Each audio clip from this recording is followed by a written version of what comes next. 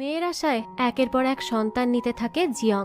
মেয়ে তো হয়ই না, বরং তার পরিবার পরিণত হয় একটি ছোটখাটো ফুটবল টিমে। তবে তার জীবনে ঝামেলা হয়ে আসে তারই এলাকার এক কুকুর, যে এলাকার বাকি সব কুকুরকে প্রেগনেন্ট করে বেড়াতো। আর তার যন্ত্রণায় অতিষ্ঠ ছিল পুরো গ্রামবাসী। এখন এই কুকুর জিয়ং এর জীবনে কি কি ঝামেলা পাকায়, সেটাই দেখবো আজকের এই funny Korean series the pork কাটলেটসে।